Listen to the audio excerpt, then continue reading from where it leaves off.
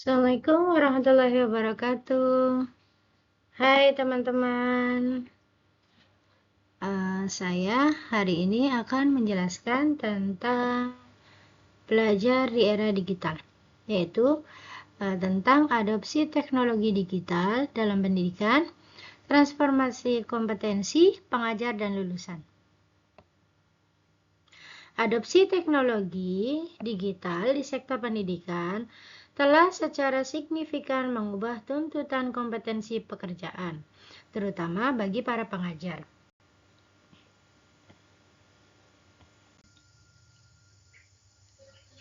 Pergeseran peran dari pengajar menjadi fasilitator dan desainer pembelajaran. Sebelum digitalisasi, guru berperan sebagai sumber informasi utama yang menyampaikan materi pelajaran secara satu arah. Sering kali melalui metode ceramah di dalam kelas.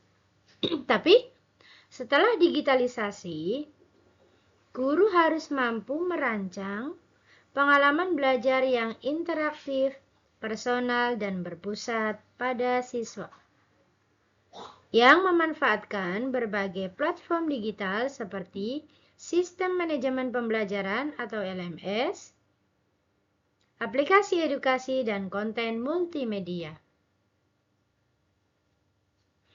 Contoh nyatanya, seorang guru kini dituntut tidak hanya mengajar di kelas, tetapi juga membuat modul digital, video pembelajaran interaktif, atau menggunakan gamifikasi untuk meningkatkan motivasi dan keterlibatan siswa. Guru juga memfasilitasi diskusi dalam forum daring dan mendorong kolaborasi siswa menggunakan platform digital. Peningkatan tuntutan kompetensi literasi digital dan penguasaan teknologi pedagogis.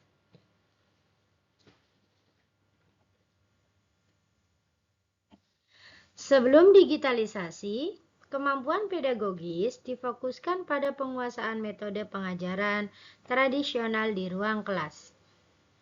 Tetapi setelah digitalisasi, guru harus menguasai keterampilan yang dikenal sebagai Technological Pedagogical Content Knowledge atau TPACK.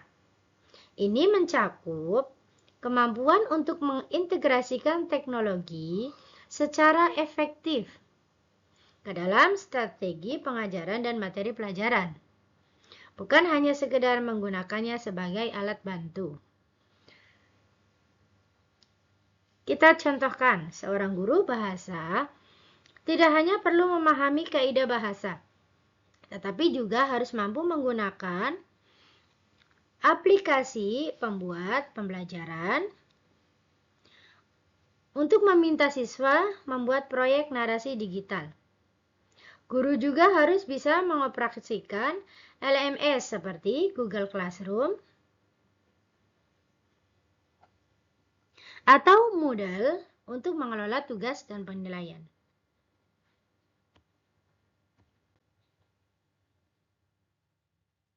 Kemampuan analisis data untuk evaluasi dan personalisasi pembelajaran. Yang pertama, sebelum digitalisasi, evaluasi siswa didasarkan pada metode konvensional, seperti ujian tertulis dan pengamatan di kelas, yang hasilnya seringkali bersifat deskriptif dan kurang mendalam. Tapi setelah digitalisasi, guru perlu memiliki kemampuan dalam menganalisis data pembelajaran atau learning analytics yang dihasilkan dari platform digital. Data ini dapat berupa tingkat keterlibatan siswa dalam forum daring, progres penyelesaian tugas, atau hasil kuis interaktif. Misalnya, dengan menggunakan data dari kuis daring, seorang guru dapat mengidentifikasi siswa yang kesulitan pada topik tertentu dan kemudian memberikan materi atau latihan tambahan yang dipersonalisasi. Sebaiknya bagi siswa yang sudah mahir, guru dapat mengadakan pengayaan seperti untuk mempercepat pembelajaran.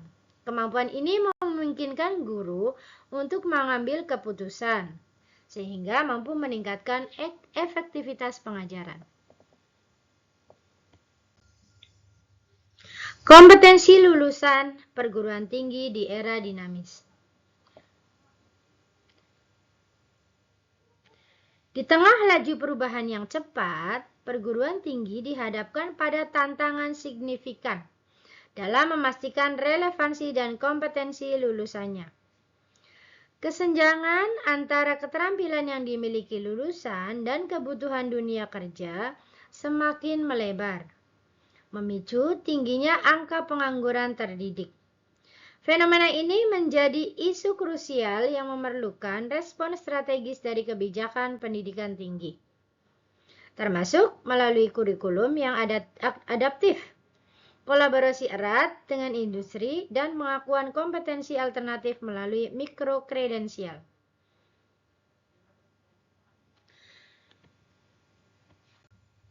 Permasalahan kompetensi lulusan saat ini.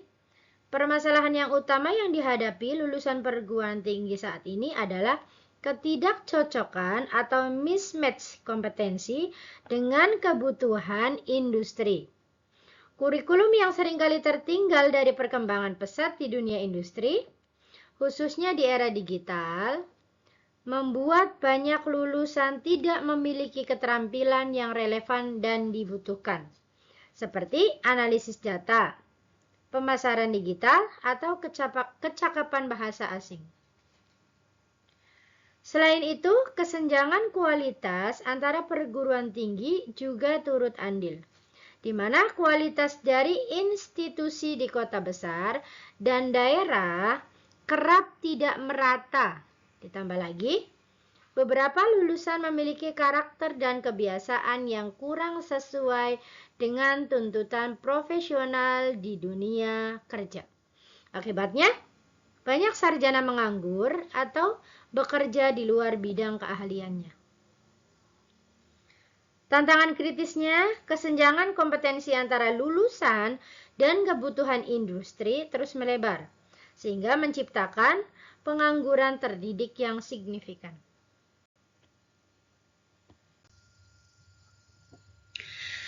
Tiga strategi kebijakan pendidikan tinggi. Untuk mengatasi masalah kompetensi ini, tiga strategi kebijakan yang dapat diterapkan yaitu pertama, kurikulum berbasis kompetensi digital. Mengintegrasikan kompetensi digital seperti literasi data, kecerdasan buatan, dan keahlian teknis terkait teknologi ke dalam kurikulum inti setiap program studi. Hal ini memastikan bahwa seluruh mahasiswa memiliki fondasi kuat untuk beradaptasi di era industri 4.0.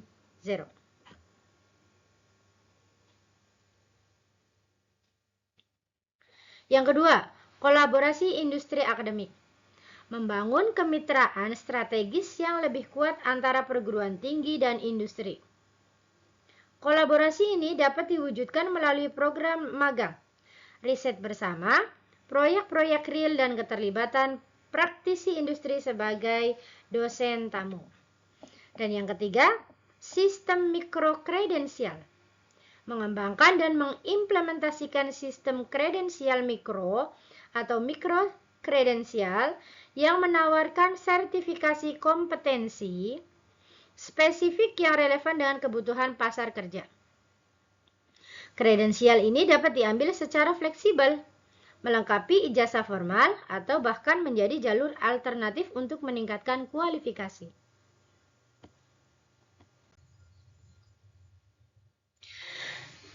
Selanjutnya yaitu analisis kelebihan dan kekurangan kurikulum berbasis kompetensi digital.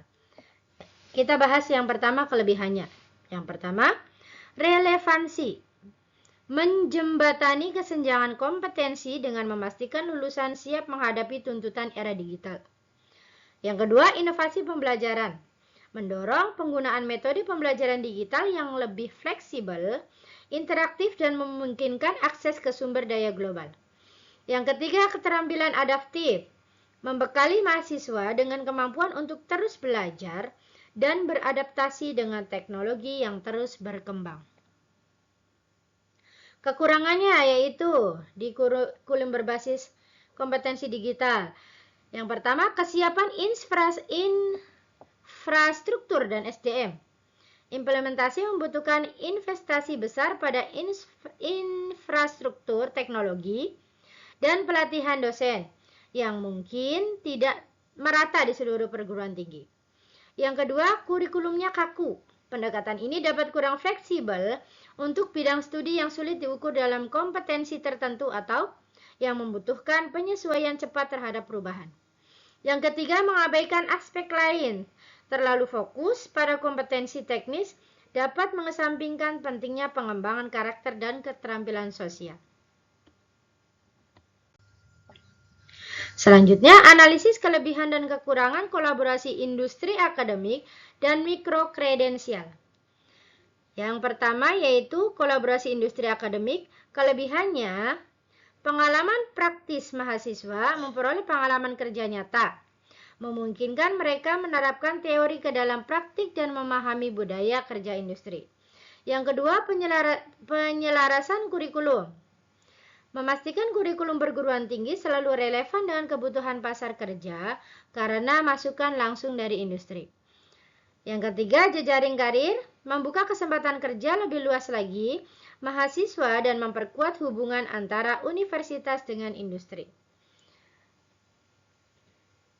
Kekurangannya dari kolaborasi industri akademik, yang pertama yaitu komitmen industri. Keberhasilan strategi ini sangat bergantung pada komitmen dan kesediaan industri untuk berkolaborasi secara aktif, yang bisa jadi tidak konsisten. Yang kedua yaitu keterbatasan waktu. Program seperti magang memerlukan waktu yang signifikan dan koordinasi antara jadwal akademik dengan jadwal industri bisa menjadi tantangan. Yang ketiga, pengawasannya memerlukan pengawasan yang kuat dari pihak perguruan tinggi untuk memastikan mahasiswa mendapatkan pengalaman yang berkualitas dan relevan. Terus, sistem mikrokredensial. Kelebihannya yaitu fleksibilitas dan efisiensi. Menawarkan jalur yang lebih cepat dan hemat waktu bagi pembelajar untuk mengasah keterampilan spesifik. Yang kedua, personalisasi pembelajaran. Memungkinkan individu untuk menyesuaikan jalur pembelajaran mereka sesuai dengan kebutuhan dan minat, serta dapat menjadi tambahan pada kualifikasi formal. Yang ketiga, pengakuan terverifikasi. Kredensial digital ini memungkinkan penyimpanan dan berbagi data yang mudah dan transparan, meningkatkan kepercayaan pemberi kerja. Kekurangannya dari sistem mikrokredensial yaitu standarisasi dan pengakuan.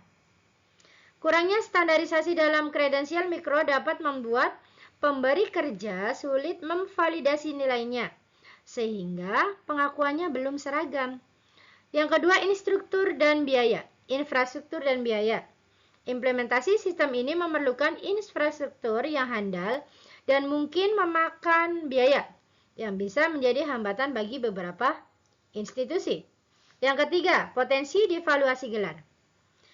Jika tidak diatur dengan baik, sistem ini dapat menimbulkan kekhawatiran tentang devaluasi atau penurunan nilai dari gelar akademik tradisional.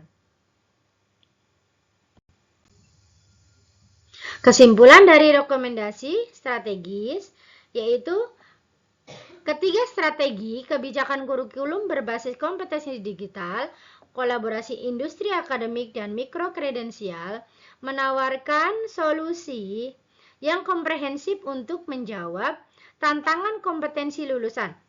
Kurikulum berbasis digital memastikan relevansi kolaborasi industri akademik, memberikan pengalaman praktis, dan mikrokredensial menawarkan fleksibilitas serta spesialisasi. Namun, setiap strategi memiliki kekurangan yang harus diantisipasi, mulai dari tantangan implementasi hingga isu pengakuan. Jadi, pendekatan idealnya kombinasi dari ketiga strategi ini secara sinergis dengan mempertimbangkan karakteristik unik setiap institusi dan kebutuhan industri lokal menjadi pendekatan yang paling ideal. Dengan begitu, perguruan tinggi dapat menghasilkan lulusan yang tidak hanya unggul secara akademik, tetapi juga siap kerja, adaptif, dan memiliki daya saing tinggi di pasar kerja yang terus berubah. Demikian penjelasan dari saya. Kita lanjutkan di sesi tanya jawab dan kuis. Saya akhiri. Terima kasih. Wassalamualaikum warahmatullahi wabarakatuh.